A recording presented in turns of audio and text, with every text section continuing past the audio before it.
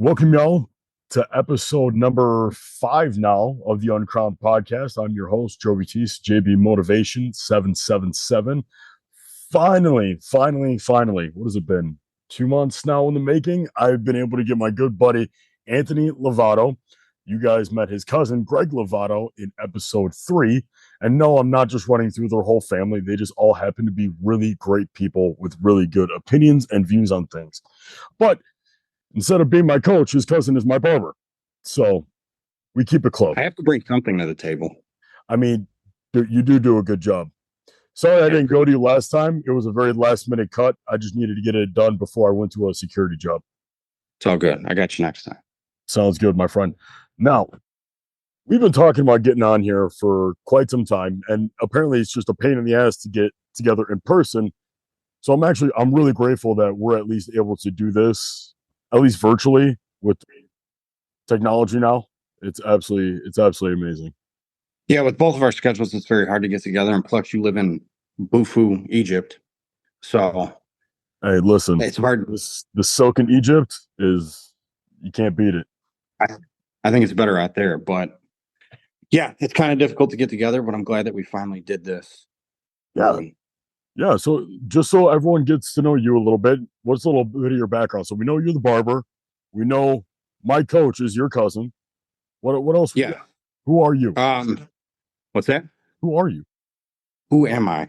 That's a great question. I don't even know how to answer that, but a little bit of background on me. Obviously, I'm Greg's cousin and you're a barber. You and I go back about a year now where we met at the gym, one of the greatest spots in the local area, and pause this. It's a hard question when everyone, like, it throws you off completely unless you come prepared with a LinkedIn bio format. People are like, "Who are you?" You're like, "I'm me." What are you talking about? Yeah, I don't even know how to answer that. You ever see the Rush Hour movie? Which one? 1, 2, or 3? 3, maybe. Yeah. Where there's that big Chinese guy and the old Chinese guy. They're in that kung fu place. He's like, "Who are you?" He's like, "I am you." "No, who are you?" Who's he?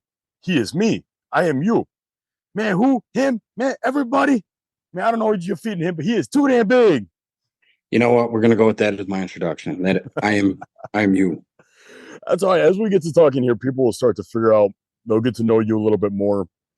Again, this is your first time on the podcast, so we're not expecting silver platter, but just overall good conversation. And oh my gosh, the conversations that we get into, I should have recorded at least one of them while we're sitting down in the lobby or something. We've had a lot of good ones and many different topics. Yeah, no, absolutely. So I just kind of picked one, sent it over, little feeler, but I feel like this is a good recap of kind of where we are right now as a nation, kind of where we stand as men in this crazy society, along with, what's our role in all of this? You know what I mean? Because the new term is not new term, but a term being used a lot lately is NPC, non-personable character, meaning people walk through life, they have little to no self-awareness and even less situational awareness, right? They are just going through the motions, and especially when it comes to the political side of things, which, yes, that is what we're talking about today, is politics. And I'm sorry, but it's not going to be who's good, who's bad. We're going to present the facts. We're going to present logical opinions, but a little more so than that, we're going to go a little bit deeper into, as men, where do we stand in all of this, right? We have the election coming up in what, less than 10 days? 8 days. 8 days. Okay. Yeah. So with that being said, there's a lot going on. And instead of unpacking, I guess, everything that's currently going on, right? Because we listen to the Relay F podcast with Andy Frisilla. So that's where we get a lot of our news stuff from. And they break that down and digest it very, very easily. I see you brought some topics or some subjects that we can kind of get into.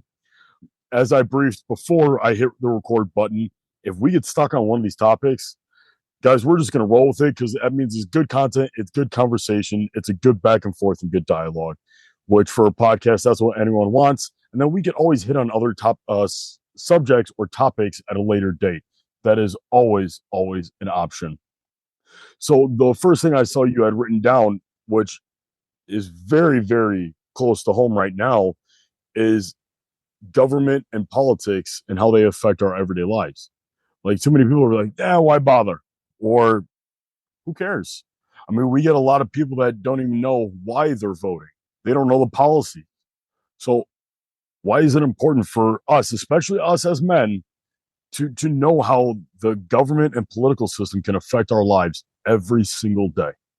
Well, my first question to you would be, what is our job as men, as father or husband? My opinion is you're the provider and the protector. So why I ask you that is because when it comes to politics and being informed, you need to know these things. Mm-hmm. What is going on in the world? I mean, to be informed, you're a better voter. And my first topic that or my first thing that I want to touch on is knowing the politics or the policies that are going on. Let's use, not to go into too much detail, but the border and the migrants coming in right now, being informed on the current situation as far as, for example, the Aurora, Colorado situation, being informed on where these people are, what type of people we have in this country, that can inform us and set us up better to protect our own. It's not even about that, not even just about where they are in our country, but where they're at in our community, brother. Like, I Yep. know it seems like certain places like Colorado, we're in the Illinois area, Chicagoland area. That Colorado, okay, that's far away, that's their problem. Okay, but it's happening in the inner city, right? Illinois is not the safest place for its people. I always ask whenever I hear someone move to Illinois, I'm like, why? And it's always two things: work or family. Yeah. No one willingly chooses to come to Illinois. They are usually forced by financials or family obligations. Yeah. But 100%. I'm pretty sure, I'm sorry if I didn't tell you about this, but a few months ago when I was working part-time at the Legion, one of the locals was telling me how her Ring camera would go off in the middle of the night with the buses dropping off migrants. And there was a apartment complex that was, I think, behind one of the McDonald's in the area. I don't want to give too much information because I don't need y'all knowing where I live. But there was an apartment complex where they had people are weird, man. Where Yeah. people were kicked out of their apartment complexes because they made too much. It was low income housing, but they capped it, like, no, you make too much. You don't get to live here. These guys get to live here. And they brought in the migrants instead. And with the increase in crime and violence and graping, because we add the G in front of the word, that way we don't get too canceled, because that is a very strong word. I told my wife, I don't want you guys, meaning my wife and our daughter Ava, going anywhere without me, without one of the boys. Right? I don't want you guys walking the school bus. I don't want you guys walking the dog without me. If I am physically in the household, I will come with you. I don't care what I'm doing. I will drop what I'm doing just to make sure you guys are safe. Because I would not be able to live with myself if for the one day, no, you guys go ahead. I don't feel like it. The one time I choose to be a lazy fuck, pardon my language, but and something were to happen to them, I would not be able to live with myself. Oh, absolutely. I feel the same way when in regards to even going to the grocery store with my fiance. So I'm totally on board with you there. And I feel that that's an important thing we have to do as men. And that's why it's so important that we're informed on everything that goes on in today's day and age. Yeah. I mean, not only that, but I just want to keep tying it back to Illinois because those are the regulations and stuff that I'm most familiar with that maybe don't get politicized as much. I mean, we had that AR ban and the heavier restrictions on our Second Amendment. Yet we have all these dangerous people. I'm not saying they're all dangerous. I'm just saying there's an increased amount of dangerous people in already a not so nice area of the country. And they're limiting our ability to defend ourselves, our family, our friends, our neighbors. they're tying our hands that they're putting us in a tough situation. Mm-hmm. Now, 100%. are we a sanctuary city? What does that exactly mean? I've So, heard the term. correct me if I'm wrong, but I'm pretty sure a sanctuary city means, hey, we welcome undocumented migrants or asylum seekers because we have enough room or resources or etc. to help support that extra populace. I know that is not the exact definition, but from what I've heard and seen, that's the definition that I can come up with. I believe you're pretty much spot on. So you're tying our hands with how we can defend ourselves, and you're bringing an influx. And I'm not saying everybody that comes into this country or the state, for example, are bad people, but we don't know. They're unvetted. Yes. And yeah. Yep. That is the dangerous part, is the unvetted part. Yeah. You got military age men who we have no idea who they are, who they're affiliated with back in their home countries, coming into this country or this state, like we said, and we don't know what they're capable of. And that's why there's a million reasons why politics and being informed are important, but this one kind of hits home for both of us. Yeah. I'm gonna take it one step further on why men need to be more involved in politics. Is usually, as men, if you are a traditional male, we're the providers, right? So that means we go out, we make the living, we make sure our family's taken care of, right? Well, Right. with what's going on, Biden's within his couple days of his election, after his inauguration or whatever, he stopped the the United States being energy independent, and we became dependent on everyone else. So what did that do? That increased the hell out of gas prices. When you increase the gas prices, it increases the trucks. When it increases the trucks, it's a trickle effect. Everything goes up. Everything made from plastics, all the things with transportation, everything goes up. Yeah, and we felt that for almost 4 years now. Still And feeling it. And it makes providing that much more difficult. As men, we figure out a way to overcome those obstacles and figure it out. But yes, it's been very difficult. Yeah, I mean, I feel bad. I would love to be at home more and spend more time with my wife and kids, but I try to tell my wife, like, right now, for the goals that we have and the lifestyle we want, this is what I need to do. Do I like it? No. Is it necessary at the moment? 100%. Now, if Trump is able to get in there and with the taxes that he wants to cut, like the tax breaks, and be able to kind of standardize everything, well, if he's not going to if he's going to allow the tax breaks for the bigger corporations, they talked about this on the Real AF, then again, that trickle down, that's a trickle down. Then they hire more people, they put more money back into the company because the company's making them money. So somehow, some way, it all, because I'm not an economist, but it all goes down back to us. Next, we're back at $2 for gas, maybe a little bit less, ideally. Groceries are back down to the prices where they were back in 2019. Could you imagine how much easier life would be in that situation? Brother, if I was making the same amount of money now, back then, oh my gosh. Oh my gosh. But one can only hope. We got 8 days. Well, yeah, that's a whole nother topic in itself. So with that, let's keep moving forward with what else you got here. That being said, when you're involved in politics or informed, whether it be on a local or federal level, you're a much better informed voter, especially because it directs your family. So with that point, right, people are going to wonder, how can we become more informed voters? Okay, yeah. What do you do for your research? How do you become an informed voter? Well, I take kind of a different approach to it. Back years ago, I would watch one source of news and I would take everything and I would spew that, whether it be right or wrong. Now I look for different sources, mostly podcasts, but when I'm at home, I will watch different news sources, whether it be Newsmax, Fox News, CNN. Now, I don't side with every one of them and I don't believe everything that they say, but I get perspectives from one side and the other, because obviously CNN and Fox News are of two different sides.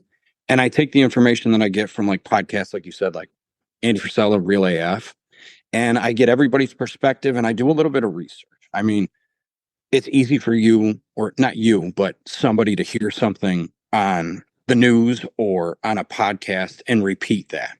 Right. Doesn't always mean it's correct. So I like to look into things more. For example, in regards to that Department of Defense thing that we had talked about, Right. Yes. I looked a little more into that, researching and hearing everybody's perspective and, in a sense, taking their perspective on things and forming my own opinion. Do you think because society as a whole is starting to get lazier, that is a big contributing factor on why no one does the research? They're NPCs and they're just going through life. So whatever they hear, they're like, okay, that sounds good. Like no one Yeah. has that testicular fortitude to be like, no, I'm going to actually form my own opinion on this. Yeah. I think that a big problem that we have in today's day and age is people do enough just to get by. And how I incorporate that with what we're talking about is what they hear is good enough for them. And they just are a parrot for whatever source that they get or where they get their information from. And I think it's a big time problem because we've seen on many news sources and podcasts and different people, influencers, that not all the information that they give is actually real factual information. Right. It's late. Oh, 100%. 100%. Gosh, that's a whole nother podcast area in itself. Like there's just so many different niches or areas that we could just start delving into. Yeah. But when it comes to the political scheme, I don't want to get too specific. Obviously, we have our sides. I didn't want to make this episode about who's right or wrong per se. But when it comes down to it, gentlemen, you need to start getting involved, right? Getting involved in your local communities, getting involved in your local politics. Also, one thing that I really wanted to bring up was we need to stand up in some way, shape, or form. We had this conversation not too long ago where it's like, what's going to give? What's going to be that straw that breaks the camel's back? Because it's not back in the old days where you have your Martin Luther King, like your main figurehead people that you say, all right, he's got it. We're going to follow him and we're going to go. People might say that's what, January 6th, right? With the insurrection. They're saying Trump was at point man, but Trump was like, hey, calm down. It's all under control. Just back off a little bit. Back off a little bit. Yeah. But honestly, I feel like we're getting to the point where they're poking the bear. They're poking the bear. Guys like you and me we're getting infuriated. They're poking the bear. They're poking the bear. We need to do so. I mean, that's why I got you on here so we can start preaching this stuff. But I'm trying to think what more we could do because I don't want it to get to violence. I don't. That puts you at risk. That's put me at risk. That puts my family at risk. That's not what I want, right? You never want violence. No, you got to avoid that at all costs. And from a federal standpoint, let's say, for example, we live in the state of Illinois and it's heavily Democratic. So a lot of people figure that me going to vote is not going to influence this election, at least for the state of Illinois. Now, you talk about guys getting involved. What they can do, even if you can't impact on a federal level, getting involved in the community with local politics, like school boards, getting involved at those meetings, having a say because you matter in those instances. Your voice can impact that. I think it starts at a local level and then it can spread to, if you start making communities safer and doing certain things in the local area, it can spread nationwide. Yeah, I definitely, along with men being involved in politics, I think, gentlemen, you need to be involved in your family. You need to know what your kids are being taught. Because guess what? Who funds the schools? Uncle Sam. Well, yeah. Technically, it's Uncle Sam. Yeah, we pay for it, but who's really teaching them? Who's teaching your kids? All of them. I have had so many conversations with my wife about wanting to homeschool the kids. We want to. It's just the situation we're in right now doesn't make that viable. But the thing that they're teaching these kids is not conducive to a nuclear family, entrepreneur, business mindset, critical thinking skills, common sense. Lack of common sense they have. Yeah, that's bad. Yeah, no, I wish that was a class. And it was funny when growing up, my stepmom used to tell me, I wish they had a common sense class that you could take. And I'm like, hey, whatever. No, I know exactly what she means now. Goes That a long makes way. that, that makes total sense now. But I think you were right on point with getting involved in the schools because our kids come home and tell us things that are going on in these schools.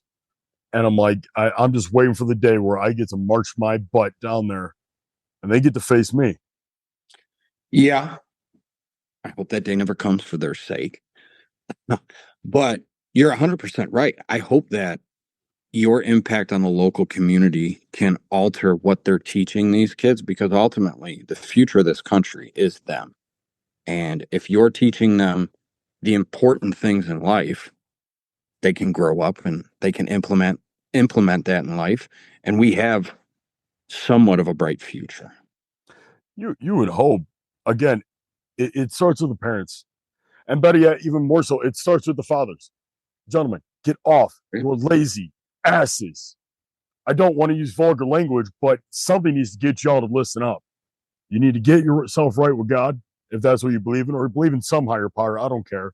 You need to get off your butt and get moving, get physically active so you can start actually thinking correctly, because that'll open up a plethora of doors. Not only that, one of the biggest things that people, I feel like, fail to understand the true importance of is picking up a book. They said majority of people stop reading after high school. No one picks up a book after that. And then you look around society and you're like, oh, no, actually, I could see that. That makes sense. Yeah. I mean, I don't read as much as I should, but I think it's very important to inform yourself in that sense, whether it be a book or reading articles online, just informing yourself and continuing to progress in that sense. You're Right. 100% right. It all starts with the men of the house. I'm not degrading women or saying that they don't play an important role, but the man is the backbone. And where they go, the family follows. So Well, not getting only, yeah, not only that, again, just like you said, not to degrade women, but I'm sorry, if our government turned on us and said, guess what? Click, click, you're ours now. I'd be willing to put my entire life savings the fact that it's not going to be all the women that are going to stand up on the front lines ready to give their lives to fight for their family. Don't get me wrong, there are going to be some women with bigger balls than me going off to do that. right. It's going to be the men that have to be like, no, there are armed men at my front door wanting to get in and get in my family, and I'm the only thing physically capable of stopping them. Are you ready to handle that? And I made a post about that a while back. I'm like, all right, here's the situation. Gentlemen, are you physically capable enough to handle this situation? We have all these immigrants, all these rising crime rates going up. They knock on your door. A couple of Venezuelan gentlemen knock on your door. You get up to answer as you should. Don't ever send your wife to answer the door by yourself. You open up the door. You see those gentlemen. They come. They try to come in. Are you able to handle that situation? Whether you are physically fit to react it fast enough, or are you armed well enough? Are you mentally? Or are you gonna right? Or are you gonna allow those men to take you and your family? What do you think the majority of people or the majority of men would answer that? I think a lot of them, honestly, I think a lot of them are gonna be like, yeah, I can take him. I can take him. When in reality, majority of them can't pass the standardized military physical assessment test. Right. So I would have to agree with you. I think a lot of guys egos would take into effect, and they would like to say that they would be able to step up and do what is necessary. But in reality, I would say a lot of them would not. Yeah, I mean, and that's what really sucks because I know I'm not the biggest, baddest, and strongest, but I will say this: I may not win every fight, but I'm sure as hell not going down without one. Yeah. I mean, that as the male in your kids' lives and your wife, that is your job to protect. And at the end of the day, you're not going to win every one, but getting to know you over the last year, I think you got the balls to do it. Yeah, I'm like my wife always jokes around saying I'm that guy that just sits and waits for someone to break into the house. Or when the kids come home, when the kids come home and tell me that I need to go talk to somebody's dad. All right, I've been waiting for this one. Yeah, I could see that. That is definitely the Joe that I know. But it's good though. But here's the thing too, right? We've got to know each other and created this companionship through the need and the want to be the best, most masculine men that we can be, right? Mm-hmm. Which is beautiful and amazing. And I feel like this needs to be more common as a nation. And that's another big thing when involving politics, right? You guys need to support each other, have a brotherhood, have something where you guys can get each other's backs and actually fight for a cause, fight for your nation, whether that is physically, with your votes, with your ideologies, something. We What's need to be able to important? come together and do what needs to be done. Yeah, that brotherhood is very important. I think it has definitely played a positive impact on my life because when I have certain questions or certain thoughts, I bounce them off you, and you got to have that person you can go to. And when push comes to shove, you got your group, your friends that when you need them, they're there for you, whether it be physically, mentally, or all the above. Right. Yeah. And it's not to say like your friends are like your Google, meaning your friends will just repeat back to you everything that you want to hear or everything that they think you want to hear. Good friends, there should be just a little bit of friction, a little bit of that, yeah, but what if? A little bit of that, all right, but what about this side? Or playing a little devil's advocate or forcing you to do better. It shouldn't just, I think we see a lot of this in the left is just constantly bombarding with the same idea. Everything is the same. Everything is that same rhetoric being spit, and it's all surface value. No one's rubbing against that grit because the grit is offensive and the grit is sensitive. Yeah, no kidding. You gotta now we have to what is it? Be PC, politically correct, and be sensitive to other people's feelings, and you don't want to go against the grain, which I feel negatively affects everything. You got to kind of go against the grain. You got to question things. You got to go against with what you're comfortable with. You got to be a little uncomfortable. Yeah, I mean, I just had a conversation with Stefan about this not too long ago. Is that a big part of what the father's role in the household is help forcing the kids to go against that grain a little bit, push them just a little outside of their comfortability level so they can see and do things that, excuse me, that they didn't think that they could do, right? Just help Mm-hmm. them be a little bit better than their previous self. Moms, nurture, protect, coddle a little bit, which is okay. That's not how the world is. But right now, the government is acting more like a mother than a father. It's okay. We got you. We'll be here. No, there's a big, scary rest of the world out there that's ready to eat you and everyone you love. And you need to be ready to face it and not worry about getting offended. Well, yeah, and they tell you that masculinity is toxic, which is the biggest false thing. One of the biggest things that they spew that I believe is false. There is no toxic masculinity. Yeah, it's what's called a logical fallacy or a Mhm. hasty generalization because one man is toxic, all men are toxic. But I think Jordan Peterson put it beautifully. If you want to recognize toxic masculinity, which cannot be correctly defined because there is no true definition for it, you Mhm. need to be able to recognize toxic femininity. And that is a podcast I would love to do over again because I've definitely done one or two on them as well. And I feel like as times change, so do those ideas and how they play a role in our lives as well. Mhm. Yeah. So, all right, Anthony, we're coming up on time here. I might have to upgrade my Zoom recording so we can get more than 40 minutes going, or maybe we'll just hit the ground running next time. But regardless, I really appreciate you making it on here. It was a pleasure talking with you. This podcast should be up early November. I'll have that scheduled out for. I just had one come out today. That was episode number 3, and we'll just keep it. That's what Greg. That's Uh, what Greg, right? yep, yep. Greg and I. That was What happened? that was a good one. I Oh, you listened to actually it. listened. Yeah, that was a Oh, great nice. podcast. Definitely enjoyed that. And Yeah, I didn't mean to cut you off, but I really do appreciate you giving me the opportunity to come on here and speak with you on topics that affect us daily. And I enjoy our talks during the gym. And now that we're bringing it to a bigger audience, I think that we can maybe help people out who kind of need that talk or need that other person's perspective on topics that, like I said, affect us on a daily basis. Yeah, no, 100%. I'm hoping to maybe do this with you a lot more frequently.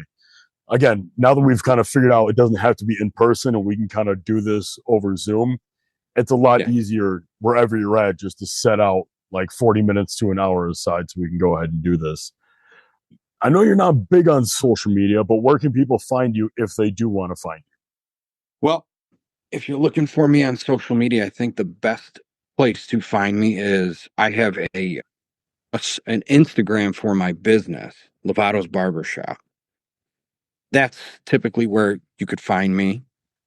I don't really post much as far as politics or everyday situations, but No, we're going to keep that here. yeah. For contact information, I would say Instagram Levato's Barbershop. Beautiful, man. Hey, well, thank you so much. I appreciate it.